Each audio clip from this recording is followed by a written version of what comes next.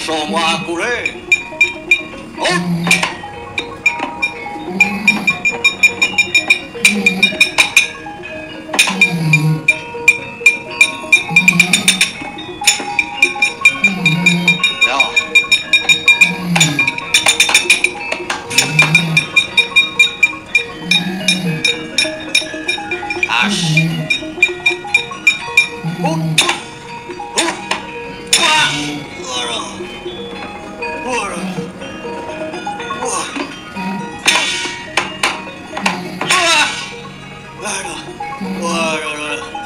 Mati aku.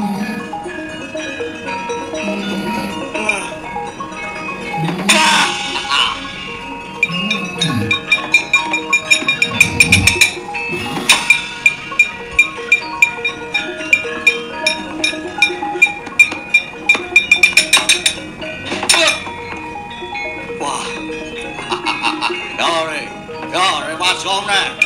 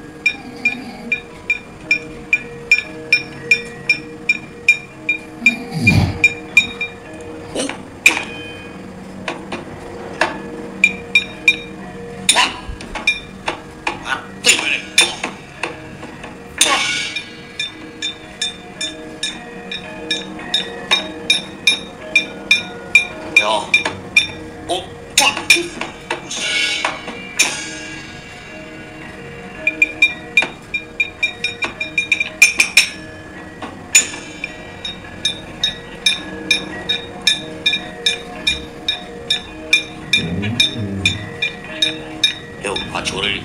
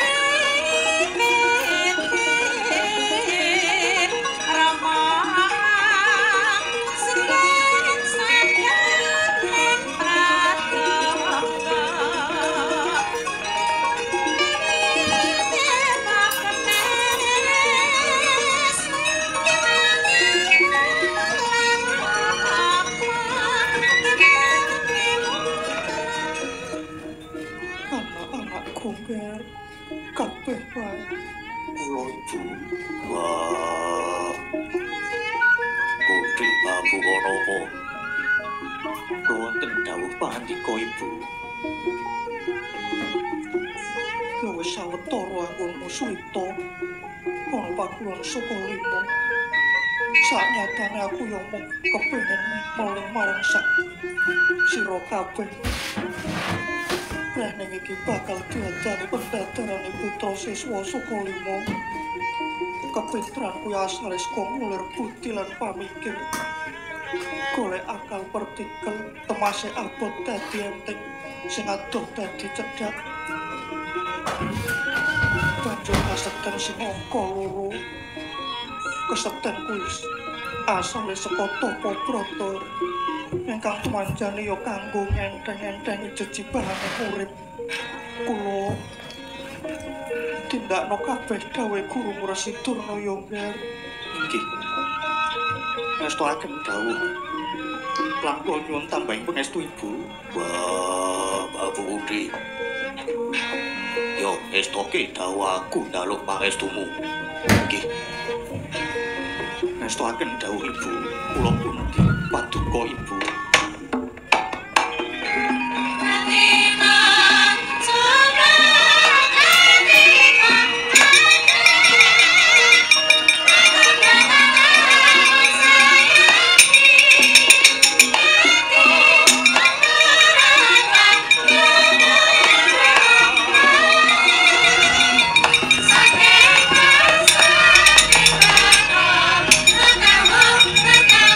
Kasih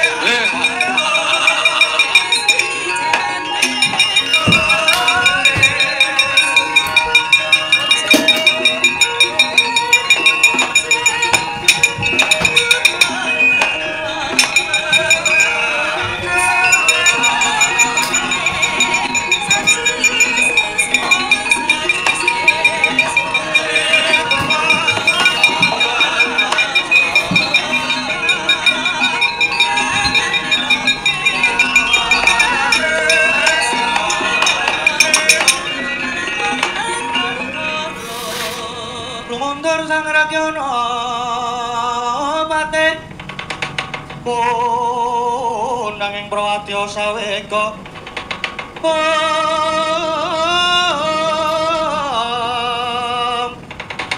pasur tambur miang suling pepandhen daludak miwa bandira kakandha mawarna warna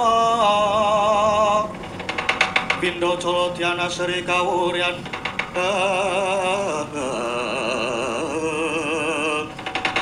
oh Paman Haryo niki pripun paman niki pendadaran siswa saka 5 sampun ajeng diwiwiti nanging kula nyamaraken dhateng sagotane adi-adi kula para Kurawa awit salaminipun pamulangan Kurawa boten sami tegen mugen napi piwucale guru wah hewan leres niku niki pendadaran siswa saka 5 sampun ajeng diwiwiti kamangka kula niku mboten ate gladen man ora tau sinau man terus mengke nek biji kula elek terus ora lulus nah kuwi man wah kacau man kacau Drusasana kuwi menengo dhisik ya Nger Angger Kurupati niki mangke ingkang pigantos Kurawa saged lulus pendadaran to Nger nggih niku atas kula Kurawa ampun ngantos kewirangan nggih kula pun tanggap kok Nger Kakang Durna niku madhep paguron saka 5 niku mapan wonten ing negari Ngastina. Tegesipun nika wengi Kurawa pun ampun kuatos to nggih. Samenika Kurawa sami budal ten pertapan saka 5, mangke kula tak ndhisiki lagu. Kula tak nemoni Kakang Durna. Kartomarma kula wonten dawuh. Budalna para Kurawa ning pertapan saka 5 ya nggih, ngeturaken dawuh. Lajeng bidalipun pinjang prapa ketang colok lintang sambung ngober budal dina iki yen Kartomarma nggih ngesaken dawuh man. Saweka sia kebudalan asa tambur gambane samya dinalan arompetku nyamungkung sasautan bumeka prajurit sawi kebudalan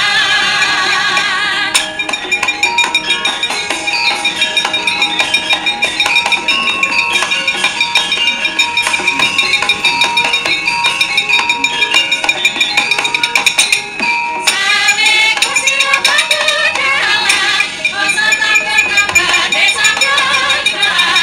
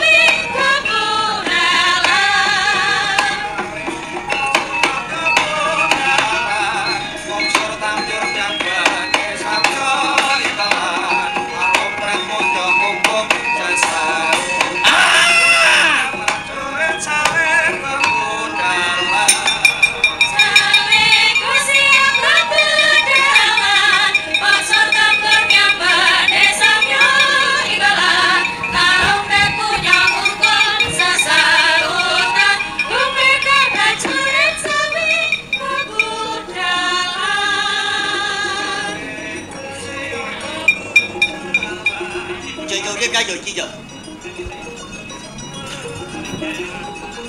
Ya tau jingo iki. Yo cai kau dia apa ya yo.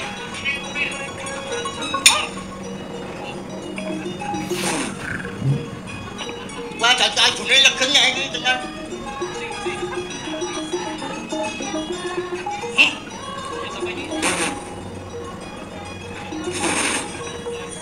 Iya.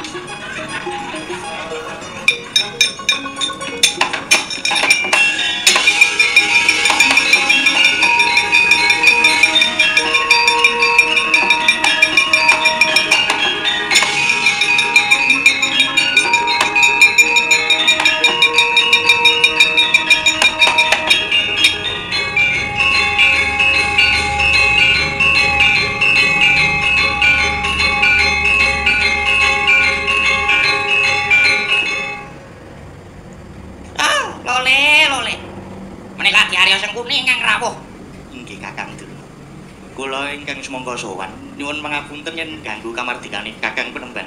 Nggih, wonten dados menapa Tipati? Wonten napa Tipati?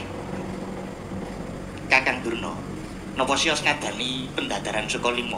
Nggih, lah siyos. Pripun kersane Adi? Ayo. Lah yen siyos, kula mung ngajeng nyuwun keterangan. Rene cetane Kakang Durna niku urip mulya mubra-mubra. Mapan ing negari Ngastina. Nadyan kados pundi sampean sampun sami nekseni yen to Kakang Durna niku wonge Kurawa. Nggih napa mboten? Mula tak suwun mulungi penggalihe Kakang Penemban. Pripun carane supados anak-anak kula saka Kurawa lulus pendadaran? Kakang, boten sah panjenengan damel unggul tinimbang Pandhawa. Ya unggul jirite, ya unggul bijine. Cetane ngaten mawon. Bakal saya pinardawa kamulyanipun Kakang Durna wonten negari Ngastina. Pun niku Kakang, mang penggalih Kang.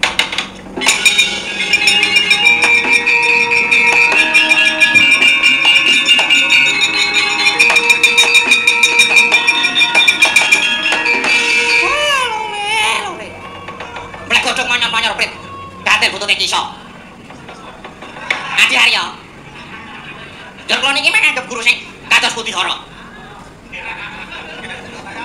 Ayo, sakniki oleh-oleh digawa mantuk. Rokoke iki kula teh iki digawa bali kabeh. Niki asprone niki. Kula niku pun boten ngrokok Dipati. Apa-apa kok digawa rene? Digawa bali meneh. Lah niki wujud katresnan lan setya bektine Kurawa lho Kakang. Ora, Rak. Biar zaman aku kalian wedone ndi ayo. Bareng saiki aku arep ngadani pendadaran kok terus do nggawa gula teh. Arep nyogok aku ta kowe Dipati. Lah kene iki tukang sogok arep disogok. Wah. Termalih ngaten Dadi Arya. Pendadaran putra paguran saka lima niki sejatine mung kanggo dadar.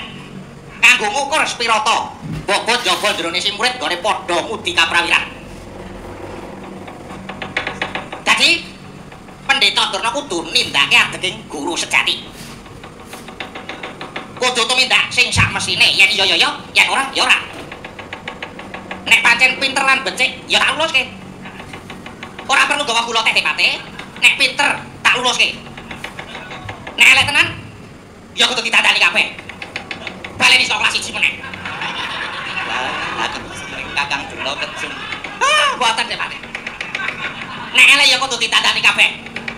Ben supaya ndak mungkin lan taberi nggone padha sinau.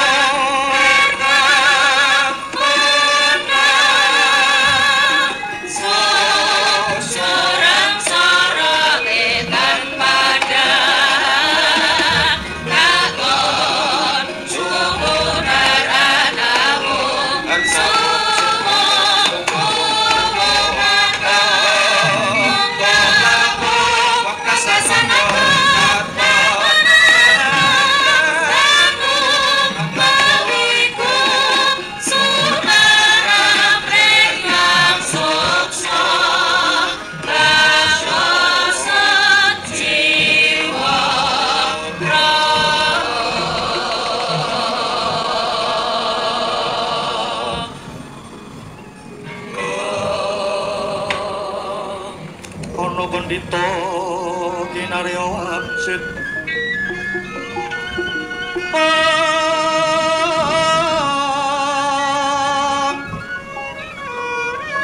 pindha kombang kang caping dawang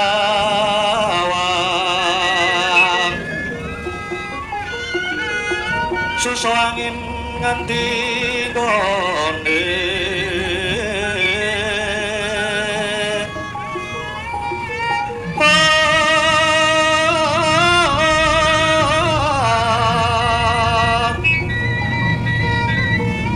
lawan kaling kangkung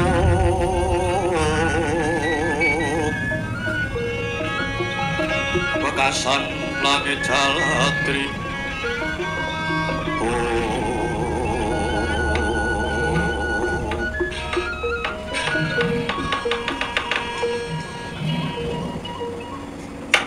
Kadang blek godhog manyor-manyor prit gantil butute kisah lole.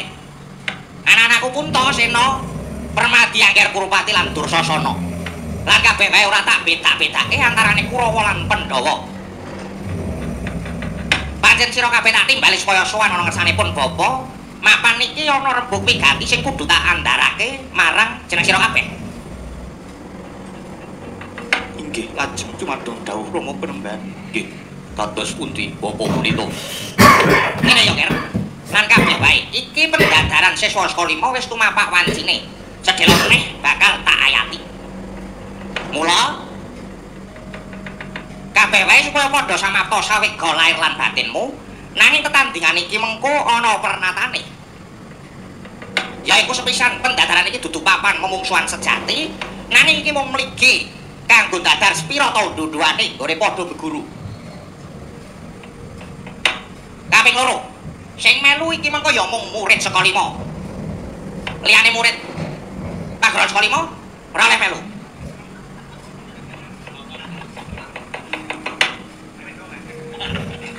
Kaping telu diwenangke padha pamer keprigelan, kepinteran, katigayan lan ulah gaman. Papat, kena gawe lara nanging ora kena gawe pati.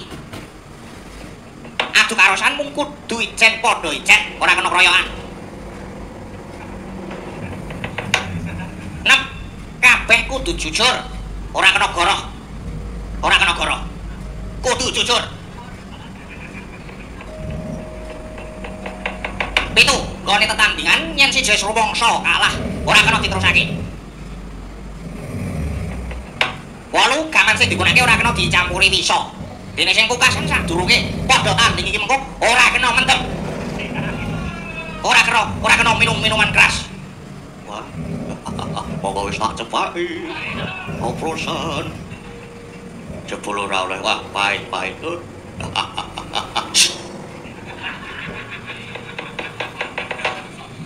Yen sekiranya wis padha tetha ngene padha nampa dawuhku, iki mengko tumulinggal padha tindakno, ya Ker. mambeksan para marta tuwa pandhita kang wis nimbat Rama Widyang sanyata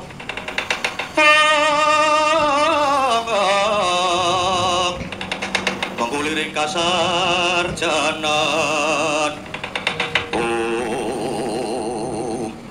inggih sampun kados trawaca dawuh timbalanipun Bapak Guru yen mekaten kula nyuwun pamit Bapak Penemban. Wah. Yo Durna bapakku ngestoki dawuh. Aku njaluk pamit njaluk pangestu Durna bapakku. Nadyan pun Permadi ugi nyuwun pamit nyuwun tambahing pangestu Bapak Penemban. Kula iki nyuwun pamit.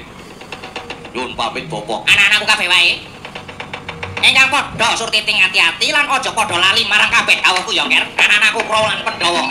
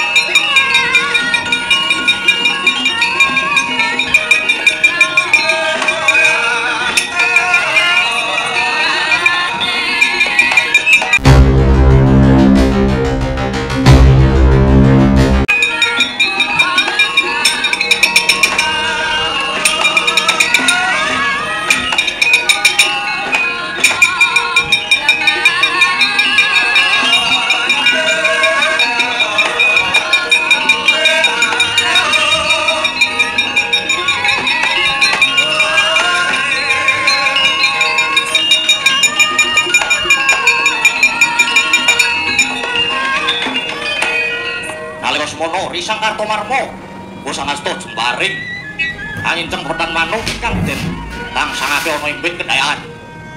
Bauta Tupi wis rumaos titi pamawase lumepas kaya kilat parandene panai bablas tanpa nyenggol pepetan manuk.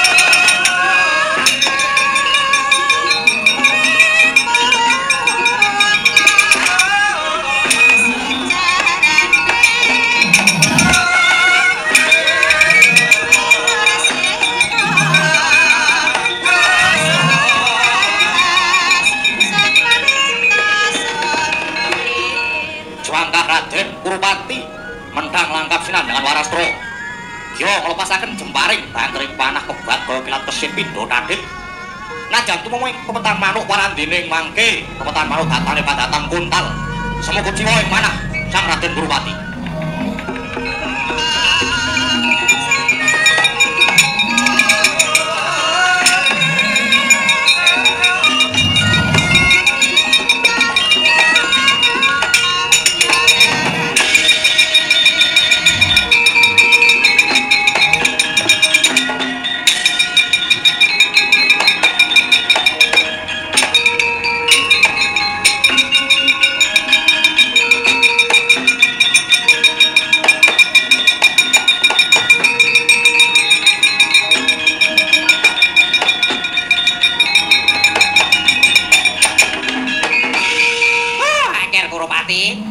Nadyan kena nanging ora kena jatine lesan.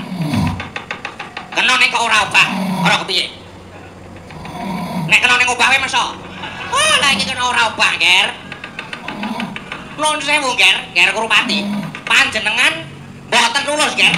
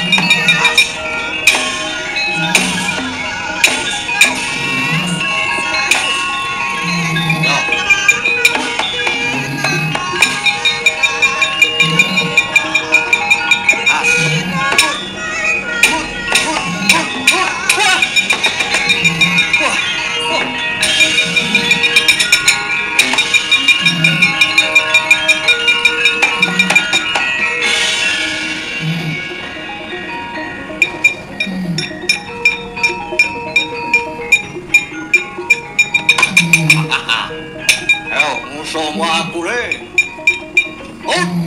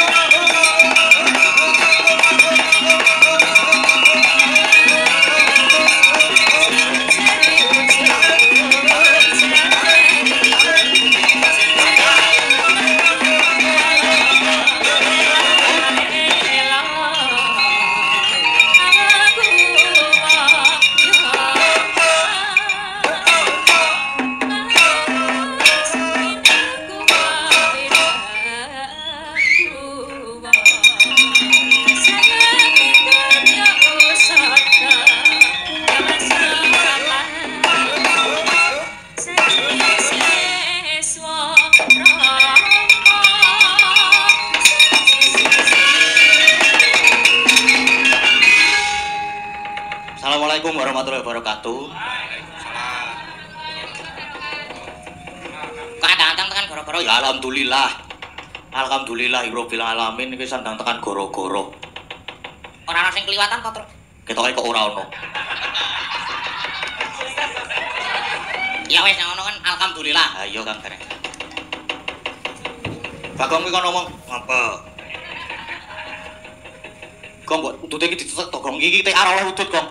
Lah iki wis gawane, Truk.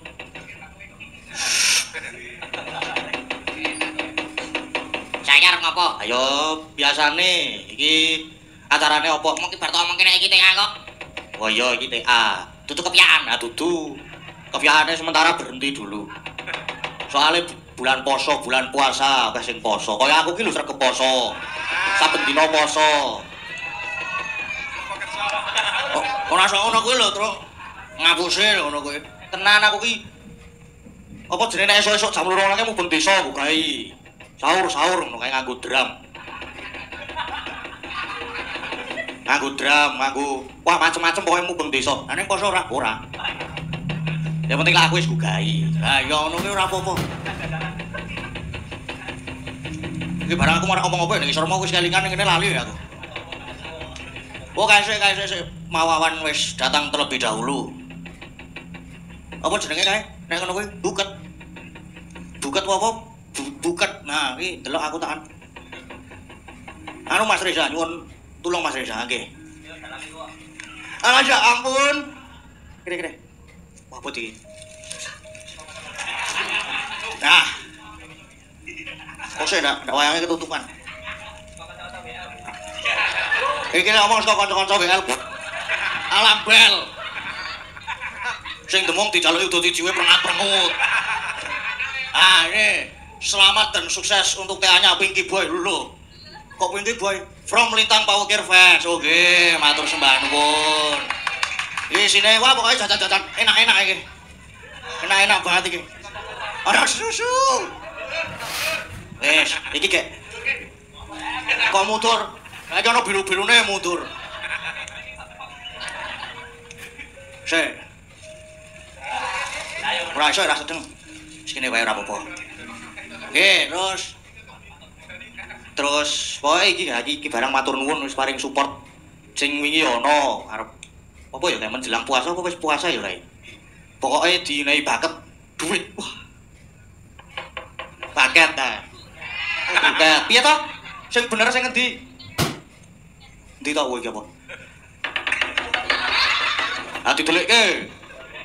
Wis seneng matur nuwun kagem niki wau Lintang Power Fans. Matur nuwun sanget sik wingi ya wis jenenge ya padha kuwi. Terus lajeng niki sik tak walike sik. Nah, niki TA Pak Lek kawan.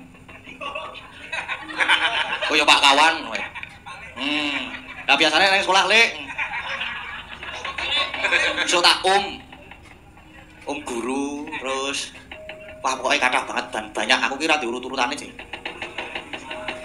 Lingga, Pak Kepala Sekolah, Pak Agus Suranto. Terus Bu Nuni, niku mengke ingkang minggah panggung. Wis pokoke ora ketang sak 5 pokoke minggah panggung mengke Bu Nuni. Kalih Pak Ne, kalih Pak Tri mengke. Wis saniki mau ampun mengke. Ora mengke nek selak bengi. Selak gugah sahur aku. Monggo Bu Nuni Pak Tri katuran minggah panggung monggo cok disepot cok.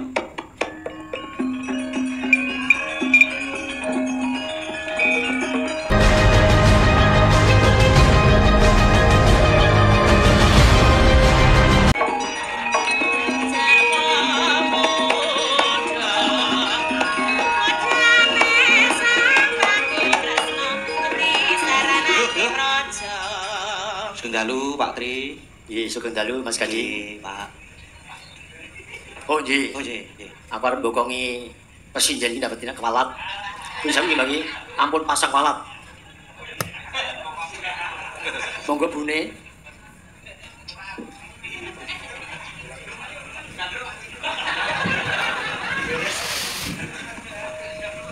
Sugeng dalu Bu Nuni. kula menika kalian Pak Tri menawi wonten kampus wonten sekolah. Nika panggilan akrabnya Pak Ne Robune. Ah, iku. Rumene. Nek lari-lari sok dipacokke ya. Sing nyebarke hoak ya murid-murid kuwi kaya. Terus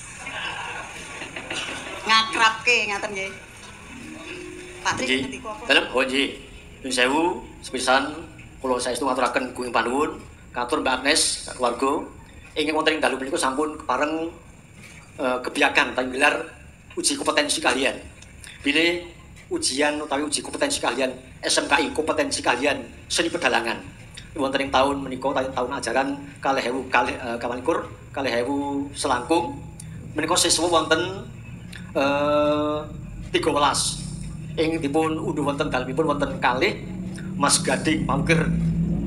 Nggih kalian ingkang ngompo kalih Mas Febri Kabib Rahmatullah. Di sini angel banget. Lajeng ingkang 11 menika pun adani wonten ing arena tertutup, arena terbuka ing Dhuwurwati SMK Negeri 1 Kasegatun, SMK Negeri Yogyakarta. Nggih. Nggih. SMKI utawi kompetensi kalian seni pedalangan siswanipun wonten 13 menika janipun menawi ing kelas 3 menika luar biasa bagus semuanya. Ming wonten aliran siswa aliran perdemitan, Pak. Nek pelajaran niku cat katon cat ora. Ya klebu gading bareng niku. Lah, aduh. Nggih. Waduh. Ning ora apa-apa, Mas. Sampeyan nunggak semi karo bapakmu. Bapaknya ngaten. Bapakipun menika ora adik kula kelas 50. Zaman semata malah luar biasa Mas Gading menika. Menawi rumiyin Mas Seno menika kelas kalih sampun wani mayang wonten Wonosari, wonten daerah Kelgi, anggaran mayang mesti cilini sithik.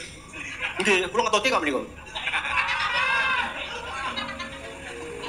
Lajeng menawi bedanipun Mas Gading menika ling glidik menika karo cewek. Boten. Oh, padha. Karang ya ulang-ulangane Solikin tadi ya. Nggih. Pak Tri. Nggih. Pak Tri. Nyuwun sewu Pak Tri. Nggih. Mundhut pirsa. Nggih. Nai Mas Gading kalian Pak Senone bedanipun menapa nggih? Nai kula kok remen Mas Gading nggih. Nggih. Suarane nika jane apik ning ya rada keset kula dadi rung pati apik nek rada rajin sithik mesti tambah apik gitu. Nggih. Ning ketok nek kon rajin. Nek kon rajin ku rada angel. Mergo wis kelas 3 Ibu. Nggih. Pancen kelas 3 niku biasanipun lajeng menika wau aliran murid perdemitan niku wau. Cat katon cat mboten. Namung menawi secara kompetensi kabandingaken Mas Seno kalian Mas Gading menika langkung luar biasa Mas Gading. Krana menawi SDM niku sami. Fasilitas tentu lebih komplit sama menika. Warga laras ingkang seni junior menika luar biasa. Menawi rumiyin Mas Seno menika sih nganglang jagat menika penabipun nggih, penabuh ala dusun-dusun menika. Wis pelayon tak ketenggone ngaten-ngaten menika. Namun menawi warga laras menika yai atos-atos gending ngaten. Tegesipun seorang balake gending ngaten. Salyanipun atos suarane menika atos gendinge ora balike gending njaluk apa wae siap ngaten. Lajeng Mas Gading nggih langkung alhamdulillah syukur ngaten krana menawi Bapak rumiyin fasilitas menika agak terbatas. Sameneika panjenengan mung garingkel nggawe kloso gemelar. Gamelange siap, penabuh siap, penabuh menika pun pedheti halo terus meskipun belum kabeh. Fasilitas tidak ada yang mengecewakan. Mila kula nyuwun kanthi sanget sampun ngantos dadosaken kuciwanipun ingkang Ibu. Karena bapak menika pun mastani dalam cerdas. Menawi wonten ingkang ngarani Seno kuwi nek mayang ora cetha. Yo aja ora solo ora. Namun menawi kula ingkang biji dalam cerdas itu seperti Mas Seno. Karena dalang yang bisa membaca fenomena sekarang. Wayange Solo kadang-kadang wonten blangkonipun Yojo, keprake Yojo ning kadang-kadang sakit Solo. Mboten napa-napa. Namanya dalang cerdas. Tidak membedakan antara Yojo dan Solo. Pun gabungaken itulah Mas Seno. Dalang cerdas di Jogja itu Mas Seno. Mila saking menika kula sak kanca langkung-langkung Bapak Kepala Sekolah Buni nggadahi pegadang-gadang. Mugi Mas Gading Paukir menika langkung sukses, langkung laris. Langkung laris. Amin. Langkung laris. Amin. Nggih. Amin. Lajeng menika mangke rencang-rencang menika ki nderek kados bapakipun piye. Nguripi kanca-kanca menika. Lah kita Mbak Tatin. Nah nggih, klebu Mbak Tatin, Mbak Elisa menika le munggah dedel menika ya krana Mas Seno menika. Coba menika kanca-kanca menika ora ana Mas Seno ora nggih. Ora cetha. Namun krana wonten Mas Seno menika luar biasa. Kula hakul yakin bahwa Mas Seno itu swarga langgeng. Amin. Krana nguripi warga semanten. Sing biyen isih tobat ngoten, sakmenika wis tekelane do mobil kabeh. Omahe do apik-apik. Ora ketano sing kredit. Mboten napa. Niku wis lumrah. Semisal malih kula ngaturaken gunging panuwun dhateng keluarga Bagio Mulya menika, lajeng kanca-kanca pengrawit warga laras yang luar biasa, ugi kanca-kanca waranggana ingkang ndukung dhateng kiprahipun Mas Gading Paukir anggenipun uji kompetensi kalian.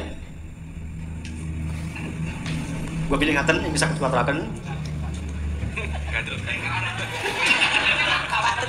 Upama kula nembang gandrung bununi mesti ya setapis.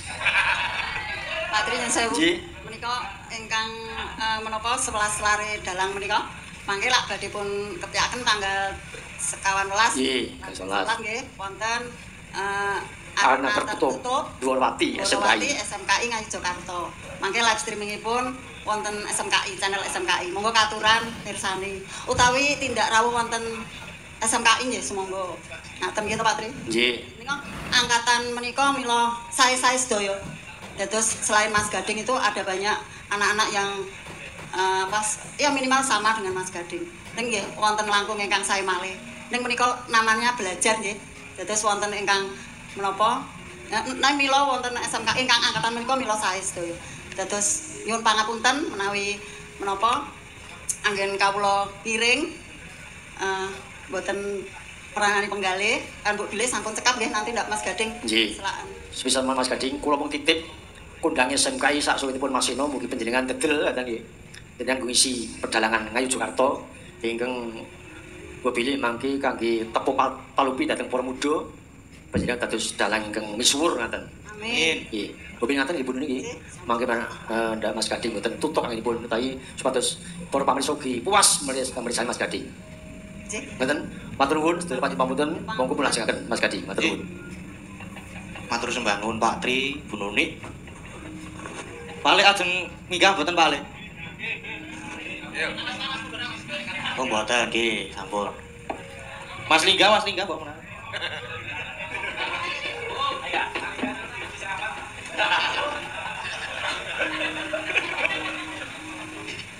Nggih. Iki yo ora lali lho, Reng. Apa, Tru? Yo biasane iki apa? Kirim donga kagem Bapak, almarhum Bapak Kisna Nugroho. Wah, kuwi sing penting kan kono kuwi. Ha yo, ya ayo di Al-Fatihah bareng-bareng monggo ingkang ngrasuk agama Islam. Ayo wong kuwi nek goro-goro ya nganggo nembang-nembang nganggo lagu-lagu. Ora ketang siji loro. Lah kuwi sing tak tunggu ken mau kuwi lho. Aku ki jan wah. Wajar wis. Wis jan wah. Yo, gawe apa-apa wae yo. Sing klasik-klasik. Sing engko anggere kanca-kanca sing turu. Nah, kuwi berarti wis sip. Apa arepan tro? Ular kambang. Ular kambang? Heeh. Wis sip banget kuwi. Oh ya boleh. Ngono ki ora apa-apa kok. Saya kan sapa? Mas Reza. Lho. Sinden, ora kancamu. Aduh, kesel aku. Nggih, Mbak Ayu Purwa Lestari. Ular kambang. Pak aku krungu sawer-sawer iki apa ya?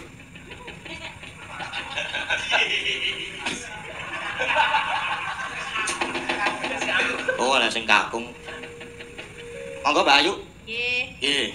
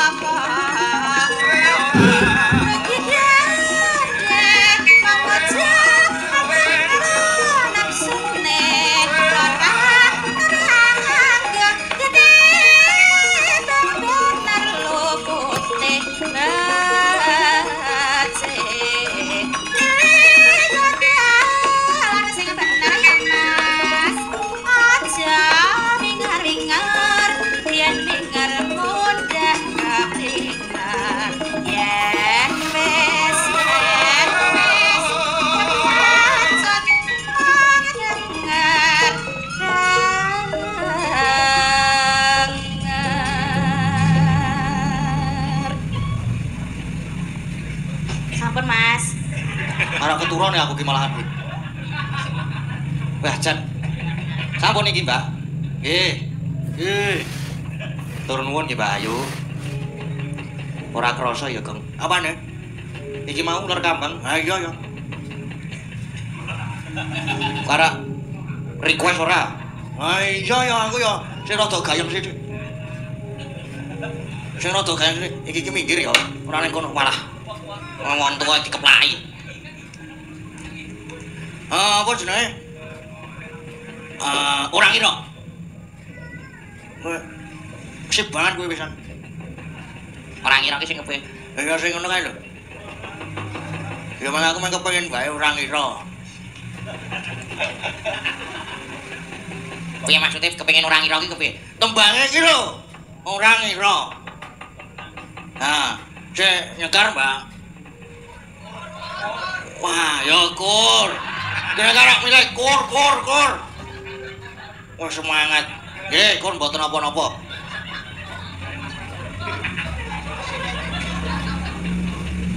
Kur niki. Kur. Lah ya kok.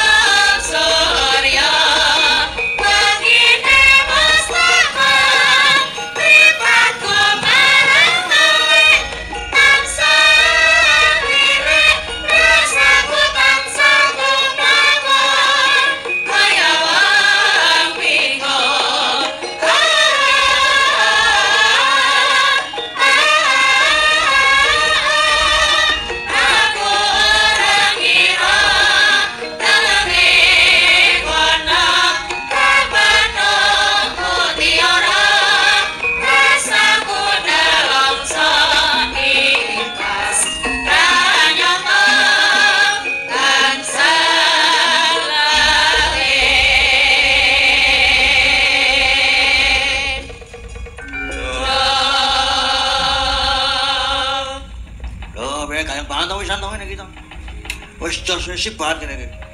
Ha iya. Larep kembang meneh ora? Ora. Wis wae.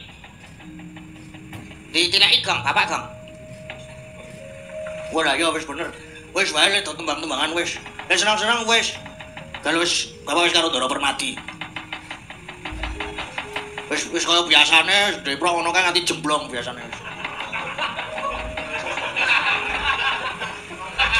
Ora iya ngono kae wis. Tenan nganti dekok-dekok ngene dalane nek ngono kae. Lah kepiye? Ayo ndereke Bapak ndereke Ndara Permati to. Lah ya wis ayo didereke Ndara Permati karo Bapak. Ayo ayo.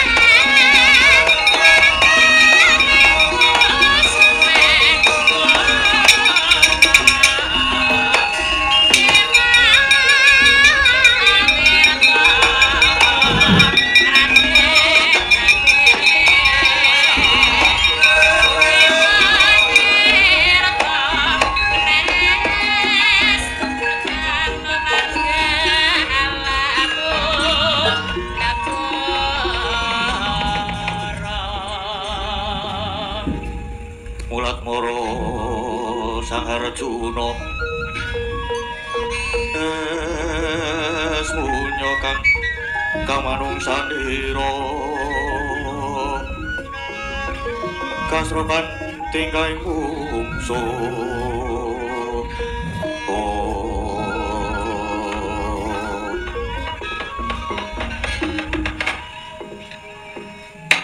Den ngasuri yen Nyoto ndika Ndara Permati saged damel bombong cobi nika mangpirsani sing do sami mirsani pendadaran siswa sedaya paningal namung tumuju dhateng Ndara kula Ndara Permati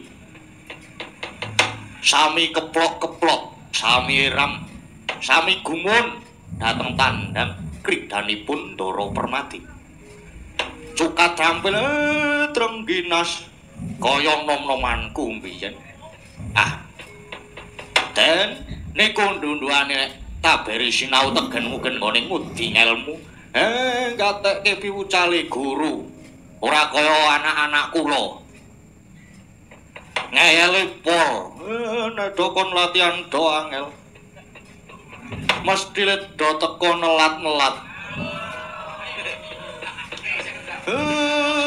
Kamangka latihan ki ngendang le teko keridu. Sing ngedram ora tau latihan. Ayo sak mlakune. Ora apa-apa. Iya Kakang. Kabeh ya saka panjuruning Kakang Semar. Nadyan mangkene Wasmana Permati durung rumangsa marem. Isih rumangsa supaing budi cupeting nalar, isih rumangsa kurang. Isih kepengin ngudi undhaking kepinteran kawasisan Kakang Semar. Angler paningkang Sinowati gawe gelar Nararya mbek susutira pamo sang mangrempah suronggong karo kita umangsa Giten murid sing sae nggih ngaten niku nadyan pun kasinungan kadigdayan pun duwe keluwihan nanging tetep ngangge ngelmu pari mboten numuk mboten sumangah sesongaran lan anane mung isih kepengin sinau terus Sae niku sae Den. Iya Kakang. Gandeng iki wis ngaso sawetara. Aku bakal mbacutke pendadaran iki. Pangestune Kakang Semar tak suwun wae. Nggih Den. Tansah angudi sarana balahan Tuhan pirama kendang prasikra kepoke sanggae dadi lan pantese bonang datang gosen sinden gerong-gerong manut diramane tansah angudi sarana balahan Tuhan pirama kendang prasikra kepoke sanggae dadi lan pantese bonang datang gosen sinden gerong-gerong manut diramane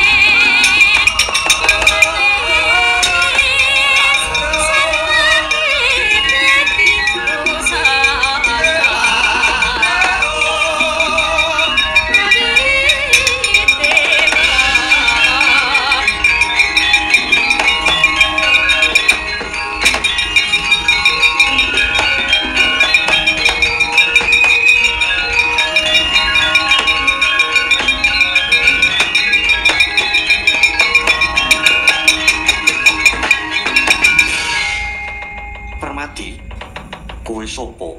Wis ngerti marang aku. Aku bocah saka Pertawerlaya dene jenengku Surya Putra. Ya Suryatmaja.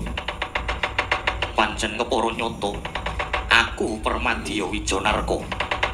Ana parigawe apa dene kowe wani wanuk ganggu kang lagi padha olah panah ana gelanggang kanggo neter pendadaran iki.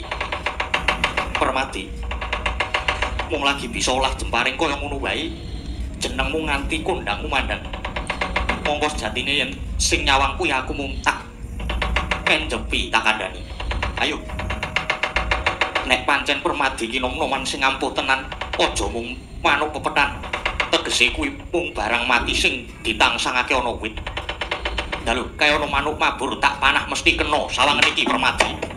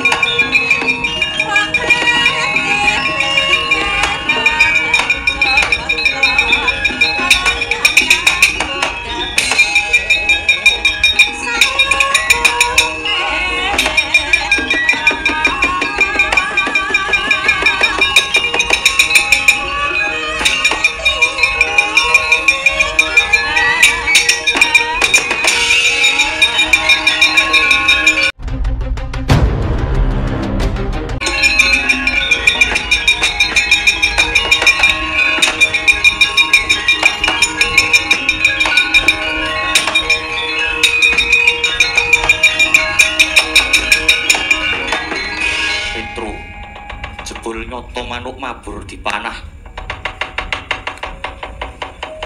Santai, tenang. Ampun minder Gus. Ampun nervous. Tandingi. Yo Petruk.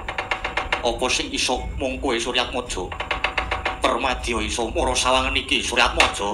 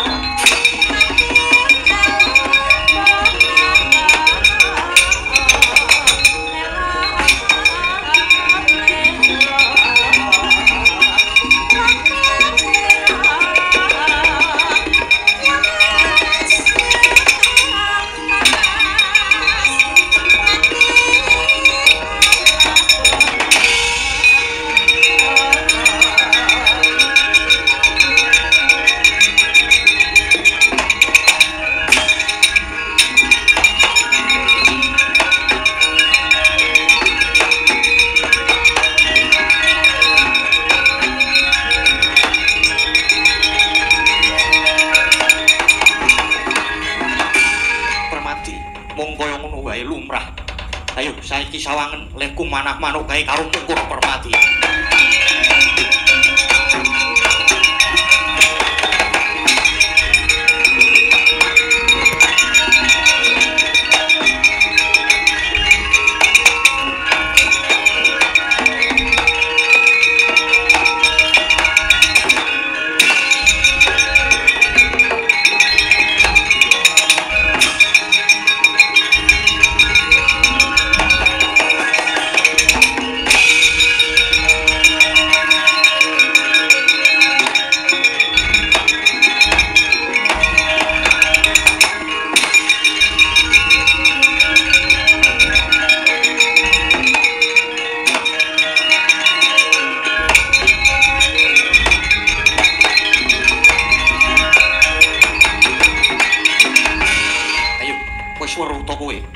Manuk tak panah karo Mungkur wae kena. Lah kok dadi mung semono kebisane siswa Pendhita Durna ulap-ulapan sing dadi ucapmu. Ayo saiki adu katihasan karo Permadi. Tangkep Jojo kantaran bau genti milang tatu Suryatmaja. Thank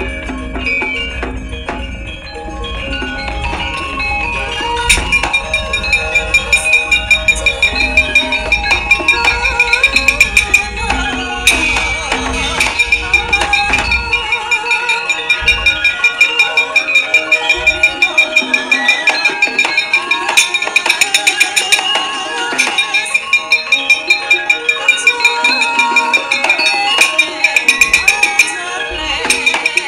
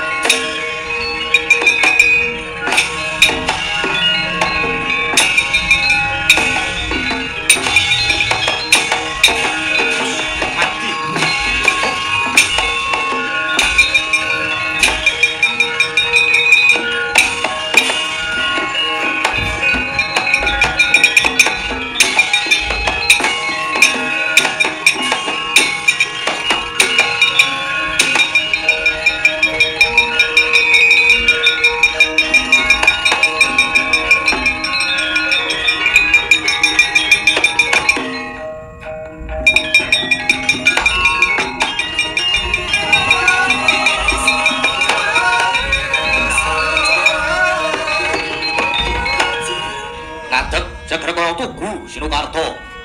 Tugu wujudan manggon Sinukarta sinungging Jrawi-cawi. Lenggih menika Sang Ratu Jimat Dewi Kunti Alibrata Dewi Prita. Leged jroning tias dupi mulat denya sami Bantayuda. Risang panengah pangsah kaliyan Suryatmaja. Jroning batos tuwa tandha pitakenan labet. Mulat kekalih Cakaya Jambe Sinigar. Kaya datan siwah sarambut sigra lon-lona nyaketi kang sami Bantayuda. Dupi wis saged kagating galih mulat sangat bagus. Dinana sang-sangan mawa titikan Surya Sumarot mubyar murup. Dadya kelingan lelaman nalika semana jabang bae ingkang wis ijil saking sarirane Dewi Kunti ingkang den wadahi Gendhaga kabucaling madyaning Benawi. Kocap dupi cetha pamawase Dewi Kunti saha geter salirane brol kang riwih kaya tangkis dadal emut lamun menika jabang bae Atmat Janira nenggih Sang Surya Putra sumerpet kang pandulu tan kinampah dugi taninggalih temasaya doyong denya jumeneng Prak Kawidara Dewi Kunti.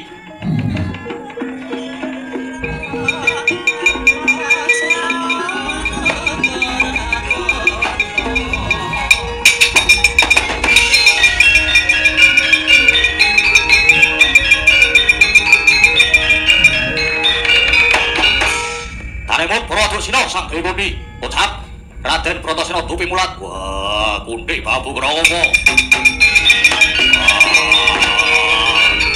Kunti babu.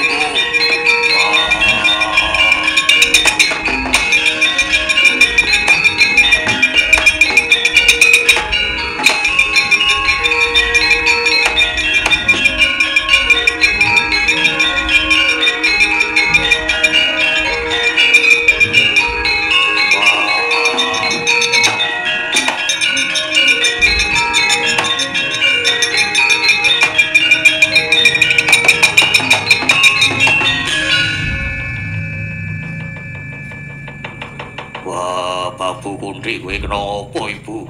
Bratasena, adimu Permadi kon seren gone gelut karo sapa kae? Bratasena mundur dhisik. Tak prepekane bocah mroman kae.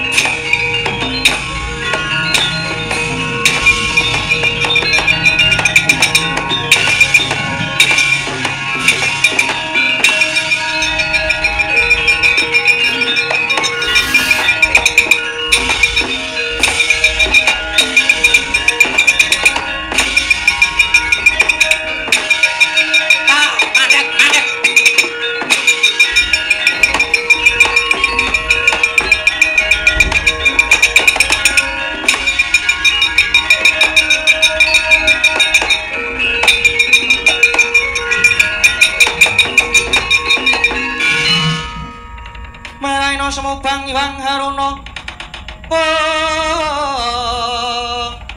dadi netrane nganggo rapuh sabdaning kukila ringkane kara sageter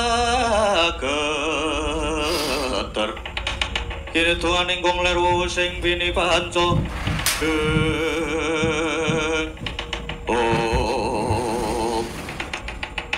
Nger aja sinenggo tambuh nyatane aku durung manuk.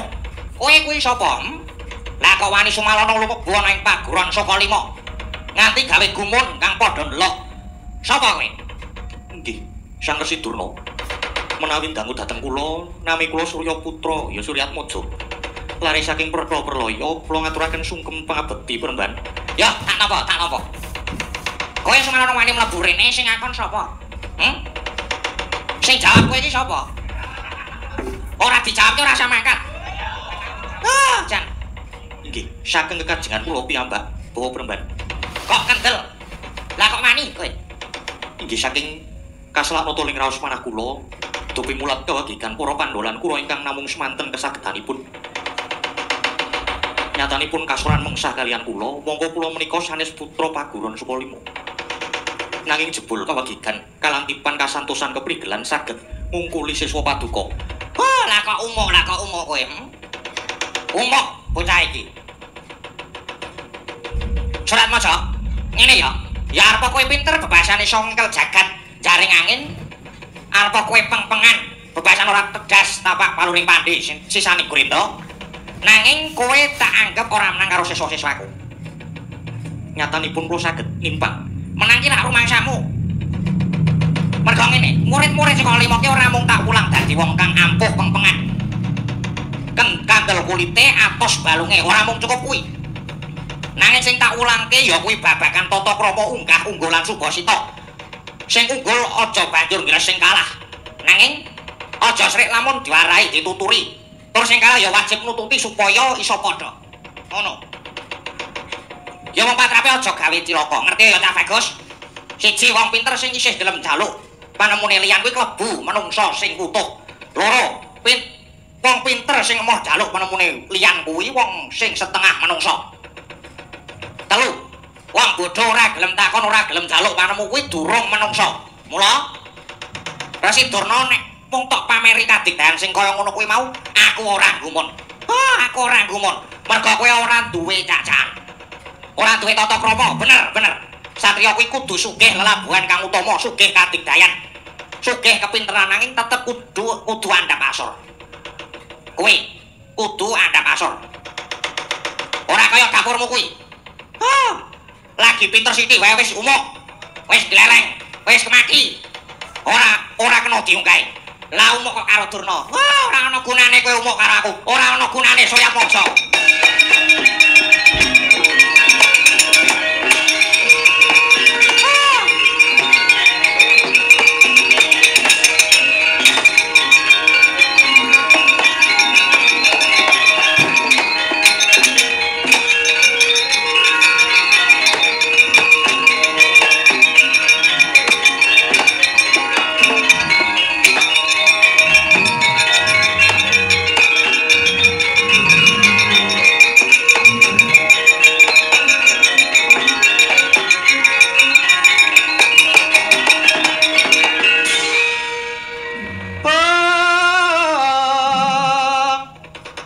Pancene wis kakat tenjang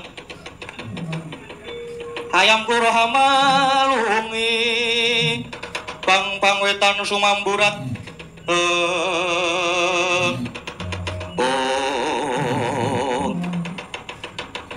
kowe sing jeneng Surya Maja ya Surya Putra iki Raden kasinggihan mekaten bocah endi kowe kula lare Pertaprawaya putranipun Kusir Adirata paduka menika sinten Raden aku Kurupati pambayune para sata Kurawa kowe sae karep nendi iki badhe wangsul wonten ing Pertaprawaya rasah ora sah mulih isih yaene kok mulih jagongan karo aku wae Surat Maja duwe ketok keprigelanmu kaya mau kae aku kok dadi seneng aku dadi kesengsem karo kowe bocah kok baguse kaya ngene iki kesagedan kula namung semanten Raden ora nyatane kowe bisa menang karo Manengah Pandhawa ateges kowe bocah sing ampuh peng-pengan yo kowe saiki tak rengkuh kowe tak rengkuh dadi geneping para Kurawa aja semlak kowe melu aku kepenak kowe melu aku sesuk kowe bakal tak dadekke tutunggule para prajurit yen tak sendika wis saged dawuh